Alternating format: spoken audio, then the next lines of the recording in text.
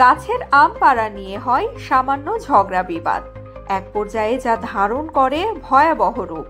এই ঝামেলার রেশেই ধারালো অস্ত্র দিয়ে আপন ভাবিকে হত্যা করে যুবক।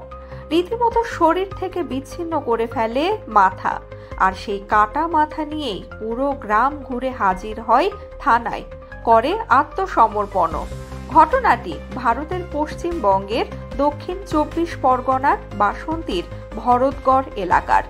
সামাজিক মাধ্যমে ইতিমধ্যে এই ঘাতকের একটি ভিডিও প্রকাশ পেয়েছে, যেখানে দেখা যায় এক হাতে ধারালো অস্ত্র, অন্য হাতে এক মধ্যবয়সী নারীর সদ্য কাটা মাথা, ঝরছে তাজা রক্ত।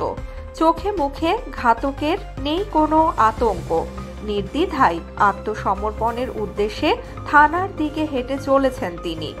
ভারতীয় গণমাধ্যম সূত্রে জানা যায় এই যুবকের নাম বিমল মণ্ডল।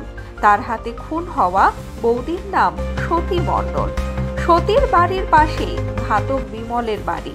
দুই পরিবারের মধ্যে আগে থেকেই বিবাদ ছিল বলে স্থানীয়দের বরাতে জানিয়েছে ভারতীয় সংবাদ মাধ্যমগুলো। সতীর স্বামী মাস চারেক আগে মারা যান বলেও জানায় ভারতীয় মিডিয়া। নিহত এই নারীর একমাত্র ছেলে সন্তান পড়াশোনার জন্য ছেলে থাকেন সোনারপুর এলাকায়।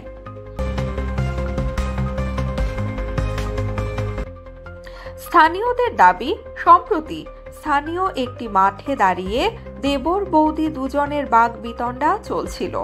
এক পর্যায়ে আচমকা চপার দিয়ে বৌদিকে আক্রমণ করে বিমল।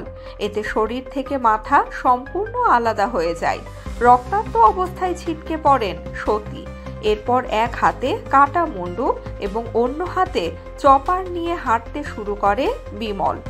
ভাইরাল ভিডিওতে দেখা যায় বিমল রাস্তা দিয়ে এক হাতে অস্ত্র আর আরেক হাতে কাটা মুন্ডু নিয়ে এমনভাবে হাঁটছেন যেন কিছুই হয়নি। রাস্তার পাশের মানুষজন তাকে এভাবেই দেখে রীতিমতো আঁতকে ওঠে।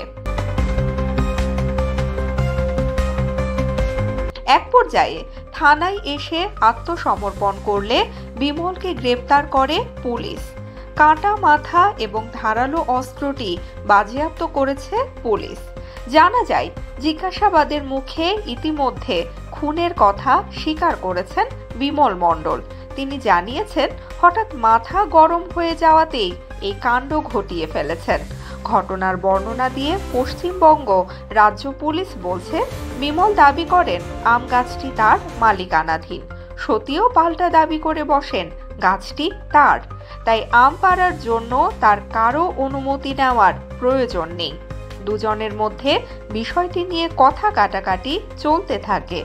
এরপর হঠাৎ করেই বাড়ি থেকে ধারালো অস্ত্র বের করে বৌদিকে কুপিয়ে ঘাড় থেকে মাথা আলাদা করে ফেলেন অভিযুক্ত বিমল মণ্ডল।